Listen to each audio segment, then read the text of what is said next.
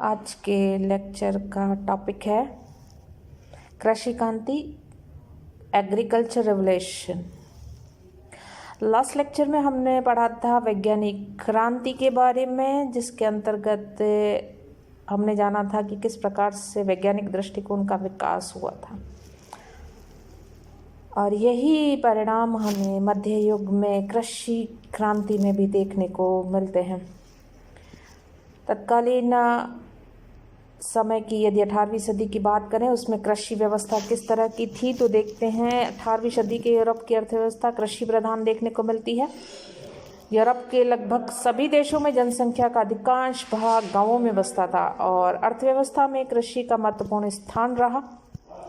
लगभग सभी उद्योग कृषि के उत्पादनों पर ही आश्रित थे, परंतु कुछ भागों को छोड़कर कृषि व्यवस्था तकनीकी दृष्टि से पारंपरिक और पिछड़ी हुई, बैकवर्ड देखने को मिलती है। मुख्यतः कुछ खाद्यान्न, कुछ औद्योगिक कच्चे माल और कुछ फल सब्जियां उगाने का कार्य तथा पशुपालन किया जाता था। अधिकतर लोग स्थानीय रूप से उत्पादित वस्तुओं का ही उपयोग करते थे। कृषि व्यवस्था को लेकर यूरोप को मोटे तौर पर 3 भागों में विभाजित किया जा सकता है। प्रथम, वे पिछड़े हुए प्रदेश जहां कृषि के परंपरागत तरीके काम में लाए जाते थे, उत्पादन कम होता था और किसानों की स्थिति दयनीय थी। दूसरे, वे प्रदेश जहां परंपरागत तरीकों से ही उत्पादन किया जाता था, परंतु जहां के किसानों की दशा अपेक्षाकृत अच्छी थी। तथा थर्ड देखें तो वे प्रदेश जिन्हें कृषि की दृष्टि से प्रगतिशील कहा जा सकता है। पहले भाग में ये पूर्वी यूरोप, इटली का टस्कनी से दक्षिण में पड़ने वाला भाग और स्पेन का दक्षिणी क्षेत्र आता है। यहाँ कृषि के परंपरागत तरीकों का प्रयोग किया जाता था और उत्पादन की तुलना में जनसंख्या अधिक थी और अधिकांश किसानों की दशा दयनीय थी। दूसरे भाग में फ्रांस का अधिकांश भाग, जर्मनी का पश्चिमी तथा मध्य भाग, उत्तरी इटली, उत्तरी स्पेन और स्कैंडिनेविया क्षेत्र के देश आते थे। यहाँ भी कृषि के परंपरागत तरीकों का प्रयोग किया जाता था। यद्यपि किसानों की कानूनी स्थिति अच्छी नहीं थी, फिर भी उनकी स्थिति शोचनीय नहीं थी। फ्रांस में किसानों की दशा सुधारने तथा कृषि के नए तरीके अपनाने का प्रयास किया गया, परंतु वे सफलता प्राप्त न कर पाए। तीसरे भाग के अंतर्गत नीदरलैंड, इंग्लैंड, स्कॉटलैंड के निचले इलाके तथा फ्रांस के कुछ प्रदेश शामिल होते हैं, जिन्हें प्रगतिशील क्षेत्र कहा जा सकता है। कृषि के क्षेत्र में विकास हम देखें तो जिस समय इंग्लैंड में औद्योगिक क्रांति का सूत्रपात हुआ, उस समय किसानों को कड़ी मेहनत करनी पड़ती थी। चूँकि औद्योगिक क्रांति का कृषि से घनिष्ठ संबंध है, अतः इस क्षेत्र में भी वैज्ञानिक तरीकों से काम करने और कृषि उपयोगी मशीनों को बनाने की आवश्यकता अनुभव की जाने लगी थी। क्योंकि जैसे जैसे कारखाने प्रणाली का विकास हुआ, शहरों की आबादी बढ़ती चली गई और अधिकाधिक लोग कम आत्मनिर्भर बनते रहे। अब गांव के किसानों को शहर में रहने वालों के लिए भी अधिक अन्न और कारखाने के लिए अधिक कपास का उत्पादन करना पड़ा। इस प्रकार कृषि जन्य वस्तुओं की डिमांड बढ़ती चली गई। एक और कारण भी कृषि क्रांति में सहयोगी रहा। अब तक लोगों ने खाने के लिए खेत बोए थे। अब तक सिर्फ लोग हैं वो खाने के लिए खेत बोते थे, लेकिन अब मुनाफा कमाने के लिए खेतों में पूंजी लगा रहे थे। पूंजीपतियों ने कृषि में पूंजी लगाकर इस क्षेत्र में भी अधिक लाभ उठाने की सोची। पुराने ढंग से की जाने वाली खेती से यह संभव न था, अतः खेती अब अधिक वैज्ञानिक तरीकों और अधिक अच्छे औजारों से की जाने लगी। नए परीक्षण और प्रयोग किए जाने लगे। चूँकि सिर्फ धनी लोगों के पास ही परीक्षणों के लिए धन व समय था, इसलिए प्रारंभिक उन्नति अधिकांशतः समृद्ध किसानों द्वारा की गई। वास्तव में अब कृषि ने व्यावसायिक एवं वाणिज्यिक स्वरूप ग्रहण कर लिया था। जैथरो टल 1674 से 1740 ईस्वी सर्वप्रथम वॉर्कशायर के एक अंग्रेज जमींदार जेथरो टल ने वनस्पति जीवन की उपयुक्त अवस्थाओं का अध्ययन किया और भूमि जोतने तथा बीज बोने के नए ढंगों का आविष्कार भी किया। 1701 ईस्वी में उसने सीड ड्रिल यानी बीज बोने का यंत्र नामक एक मशीन का आविष्कार किया। यह मशीन अपने आप में खेत में हल चलाकर उसमें लकीर डाल देती थी और साथ ही लकीर में बीज भी गिराती चलती चली जाती थी।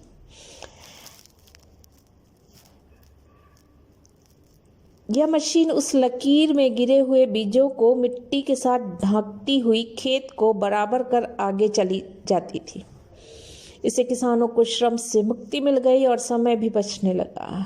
टल का दूसरा सुझाव यह था कि किसानों को घास पात निकालने तथा भूमि को नरम बनाने के लिए घोड़ों से चलाए जाने वाले कृषक यानी कि पटेला यंत्र का प्रयोग करना चाहिए।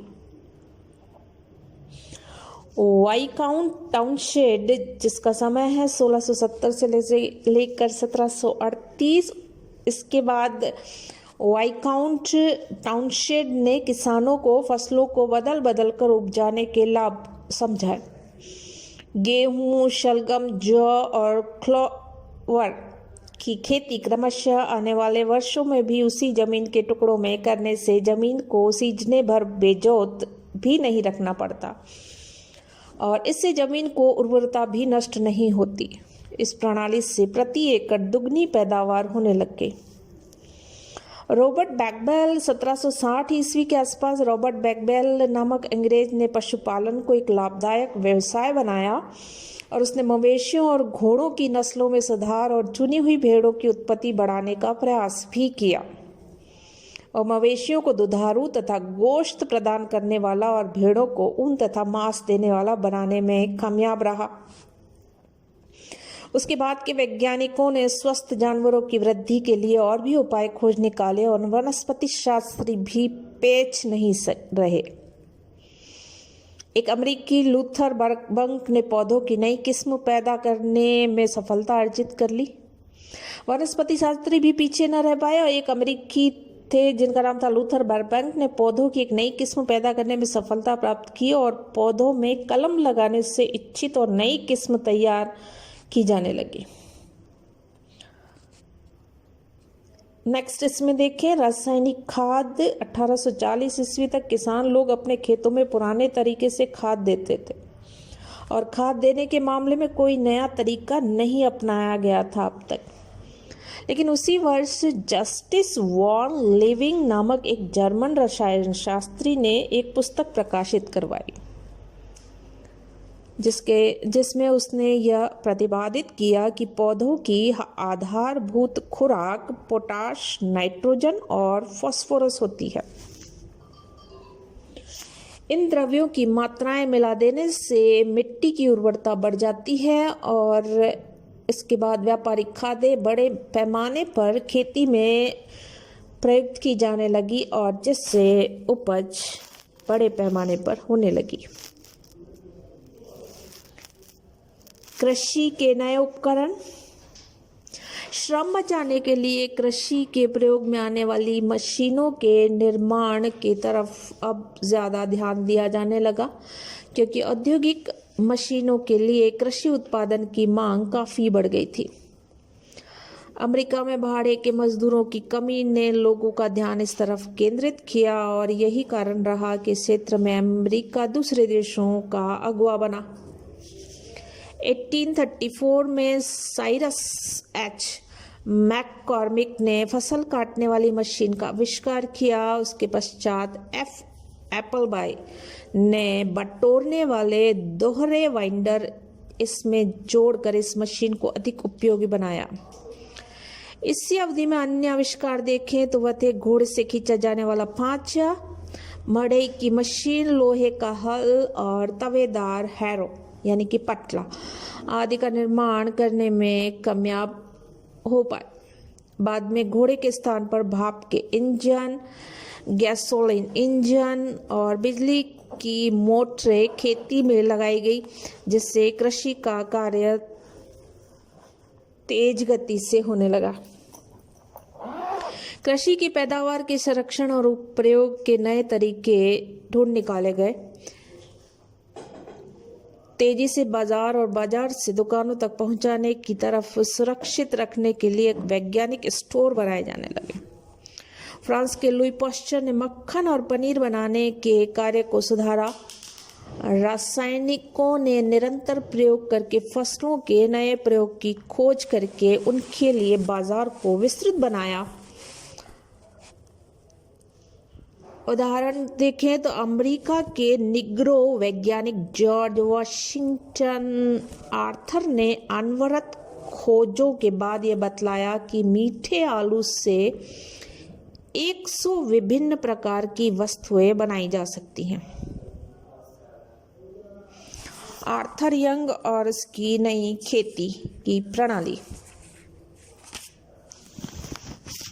कृषि वैज्ञानिकों और अन्वेषकों के कामयाबी मिलने के पश्चात आम किसान उनकी खोजों को तत्काल लाभ नहीं उठा पा रहे थे, क्योंकि अभी तक खुले खेतों का ही प्रचलन था। इन खेतों का क्षेत्रफल काफ़ी छोटा, इससे बहुत सी भूमि बेकार चली जाती थी और खुले खेतों पर मशीनों का प्रयोग संभव नहीं हो पाता था। इंग्लैंड के धनी किसान आर्थर यंग 1744 से लेकर 1820 ईस्वी इसका समय है ने इंग्लैंड, आयरलैंड, फ्रांस आदि देशों का दौरा किया और तत्कालीन कृषि प्रणालियों का गहन अध्ययन करने के पश्चात उन्होंने नई खेती का प्रचार किया। इस संबंध में उन्होंने पुस्तकें लिखी और इंग्लैंड के सुप्रसिद्ध इतिहासकार ट्रेवेलियन ने तो उसे नई खेती का अवतार कहा। उसने छोटे छोटे खुले खेतों को मिलाकर बड़े बड़े कृषि फार्म बनाने तथा बड़े फार्मों से मिलने वाले लाभों का अपनी पुस्तक में विस्तृत वर्णन किया। आर्थर यंग के प्रयासों से ब्रिटिश कृषि बोर्ड की स्थापना हुई, जिसका मुख्य उद्देश्य किसानों में नए विचारों को फैलाना और नई नई खोजों की जानकारी प्रदान करना था।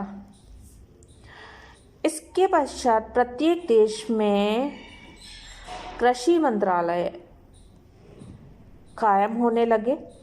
मंत्रालय अथवा विभाग का यह काम था कि वे नए नए परीक्षण किए करें और पौधे तथा भूमि समस्याओं पर खोजें की जाने लगी तथा किसानों को लाभ पहुंचाने की दृष्टि से पुस्तकें तथा पत्रिकाएं प्रकाशित की गई।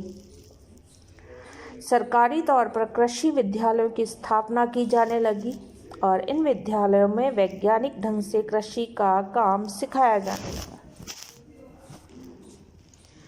इंग्लैंड में कृषि के क्षेत्र में नवीन आविष्कारों तथा पद्धतियों से पैदावार काफ़ी बढ़ी, परंतु इससे छोटे किसानों को लाभ के स्थान पर हानि उठानी पड़ी। बड़े बड़े फार्मों की स्थापना के चक्कर में उन्हें अपने छोटे छोटे खेत से हाथ धोना पड़ा। वे भूमिहीन मजदूरों की श्रेणी में आ गए और जमींदार तथा अमीर किसानों को बहुत अधिक लाभ पहुंचा। उनकी भूमि और पैदावार काफ़ी बढ़ गई। इसका परिणाम ये हुआ कि गांव के बहुत से किसान शहरों में जाकर बसने के लिए विवश हो गए।